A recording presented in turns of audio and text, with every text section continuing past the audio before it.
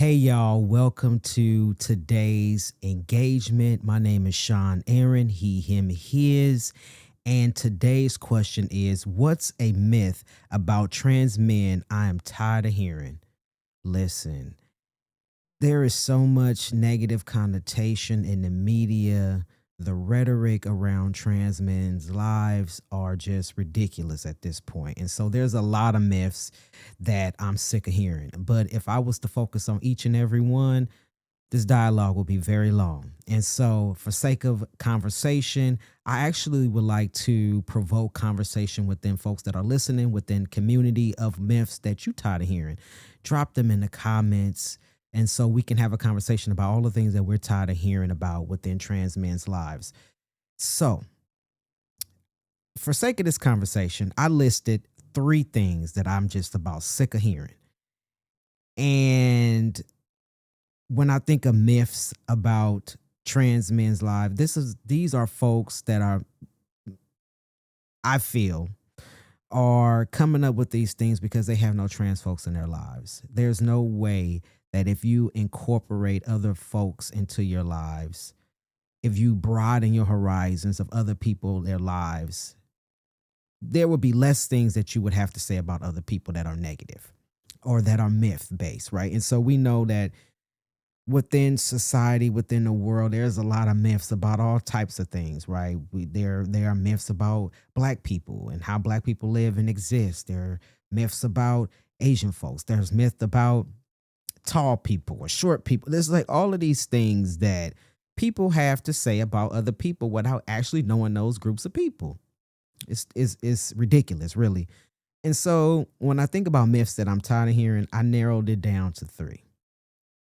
And so I tried to put them in order based on the significance of the severity of how I feel towards these things. So the first myth that I'm just absolutely sick of hearing is that trans men are not real men.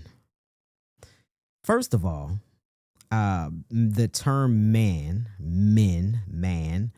is a social construct, right? So it's like, what does it actually mean? What is it? This is a term that we made up. Now, when we're talking about sex, that's something different, right? We talking about male, female sex.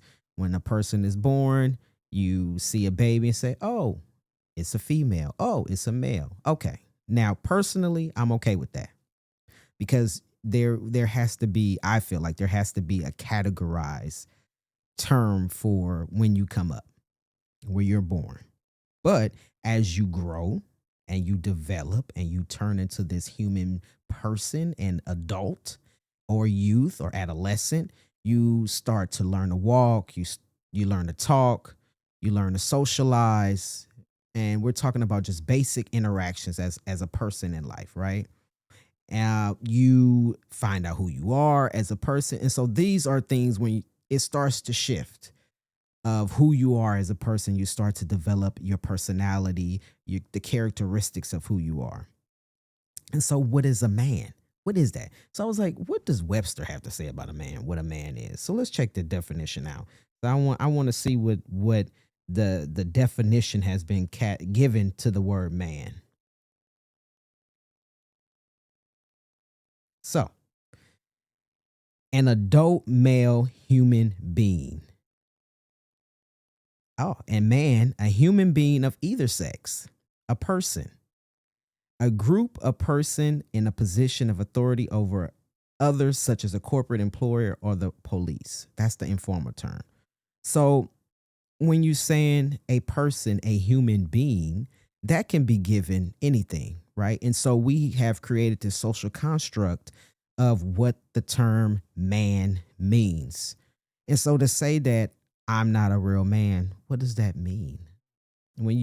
If I was to walk out of my door and go into the world and socialize with folks without telling folks, hey, I'm a trans man over here, people would have no idea. You would interact with me based on your outside perception of me.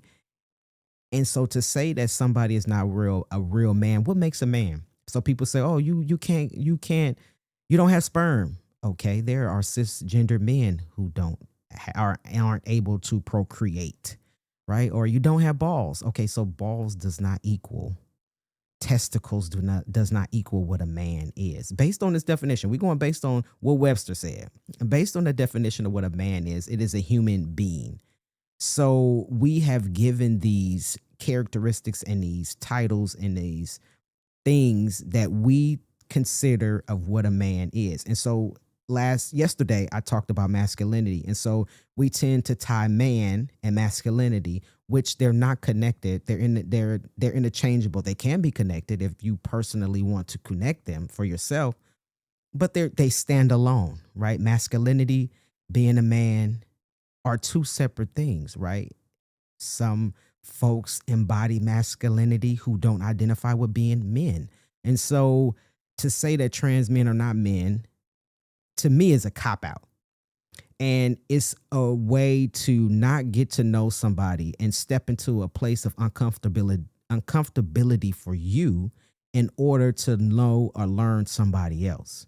And so that says a lot about the person who's saying that a trans man is not a real man versus how it is reflecting on me. So that's your issue. If you feel that I'm not a real man, that's your issue, not mine. And so I'm so sick and tired of hearing trans men are not real men, because real men is a social construct and it really does not exist unless you make it exist.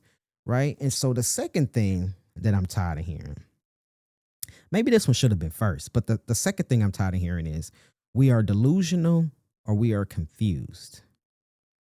Look at my face. Do I look confused to you?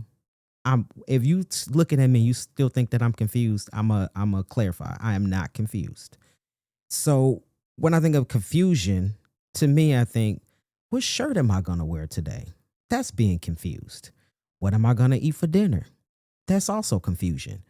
What movie are we going to watch? And I know I'm always confused about what movie I want to watch. I spend more time looking for a movie, reading the information about the movie than I actually do watching it. Because by the time I spend 30 minutes on trying to figure out what it is that I want to watch, now I'm sleepy. I don't want to watch nothing.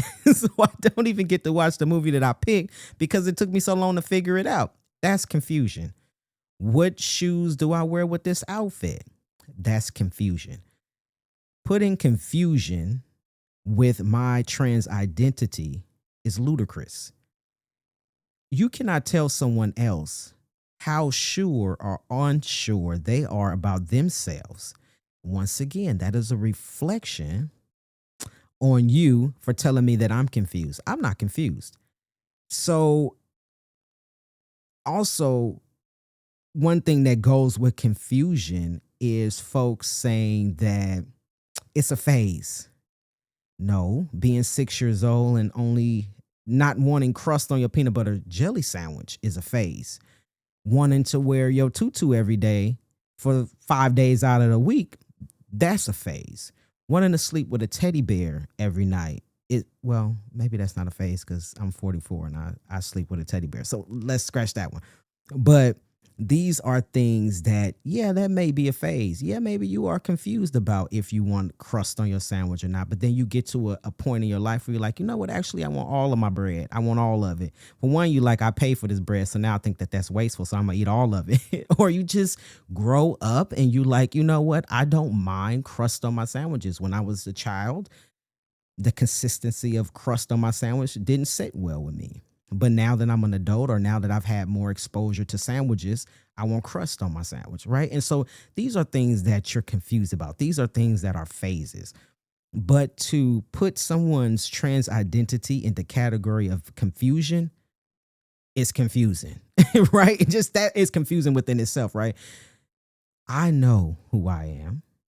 I am very sure of who I am. I've taken a very long time to figure out who I am. And to think that folks will say that your trans identity is confusing, that you're confused about your identity, is mind blowing to me, because there are adults who are not trans identified who are still figuring themselves out, right? So it's like, how can you deflect that onto me when you don't even have yourself figured out? And I'm gonna speak personally. So I've talked about this before, of like, I've gone through all of the letters, the LGBTQ, right? And in every phase, and it's not to say that because I'm now trans identified that I was confused in my lesbian identity because I wasn't. Me personally, I was settled in each identity, each place that I skipped around, and each place that I said, oh, okay, well, now this feels comfortable to me.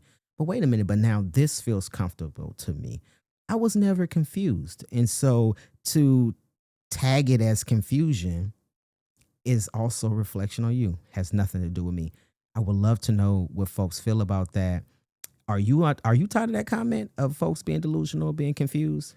Drop it in the comments. Let me know. So the third thing that I wrote down,